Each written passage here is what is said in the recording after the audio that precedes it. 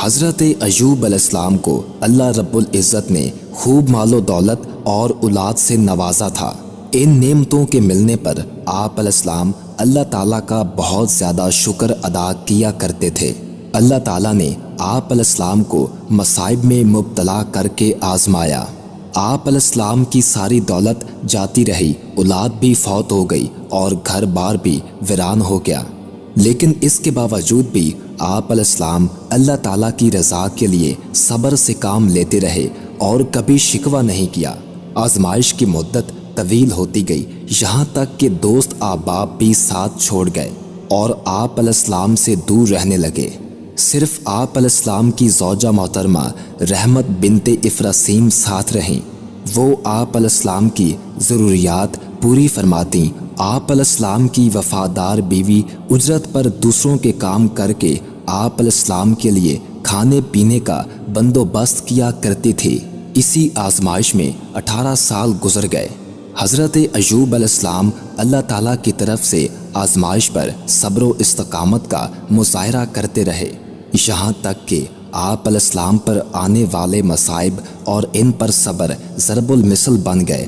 آخر کار جب بیماری بہت زیادہ ہو گئی تو آپ علیہ السلام نے اللہ عز و جل کی حضور صحت کے لیے دعا مانگی۔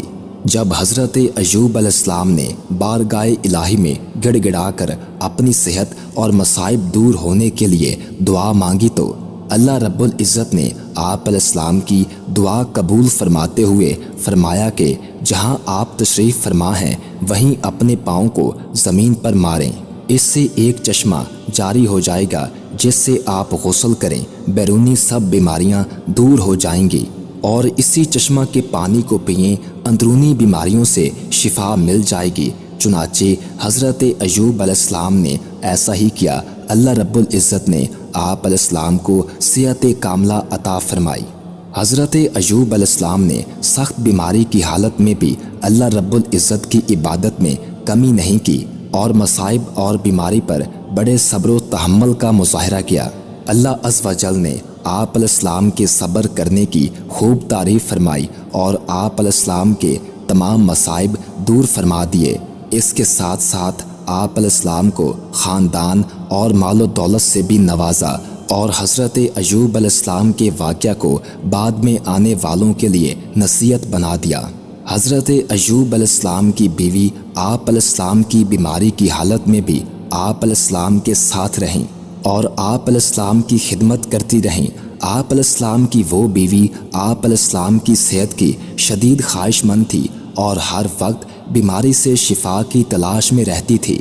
شیطان نے ان کی کمزوری سے فائدہ اٹھا کر انہیں شفا کا ایک شرکیہ عمل بتایا۔ انہوں نے آ کر آپ علیہ السلام کو وہ عمل بتایا جس پر آپ علیہ السلام غصہ ہوئے اور کہا کہ وہ شیطان تھا اور تم شیطان کی باتوں میں کیوں آ گئی، اور ساتھ ہی قسم اٹھا لی کہ مجھے اگر اللہ تعالیٰ نے شفا دی تو میں تجھے 100 کوڑے ماروں گا۔ چنانچہ آپ علیہ السلام جب تندرست ہوئے تو قسم پوری کرنا چاہی۔ آپ علیہ السلام کی شریعت میں قسم کا کفارہ نہیں تھا بلکہ قسم توڑنے کی سزا 100 کوڑے تھی۔ اللہ تعالیٰ نے آپ علیہ السلام کو اپنی قسم پوری کرنے کا ایک ایسا راستہ بتایا جس میں آپ علیہ السلام کی قسم بھی پوری ہو گئی اور آپ علیہ السلام کی بیوی بھی سخت سزا سے بچ گئی۔ اللہ تعالیٰ کے حکم کے مطابق آپ علیہ السلام نے 100 تنکوں والی جھاڑو لی اور اسے ایک مرتبہ اپنی بیوی کے جسم پر مار کر اپنی قسم پوری کر لی اور انہیں تکلیف بھی نہیں ہوئی، چونکہ حضرت ایوب علیہ السلام اور ان کی بیوی بڑے متقی، پرہیزگار اور اللہ تعالیٰ کی طرف خوب رجوع کرنے والے تھے۔ اس لیے اللہ تعالیٰ نے ایسا راستہ نکال دیا جس میں دونوں کے لیے سہولت تھی۔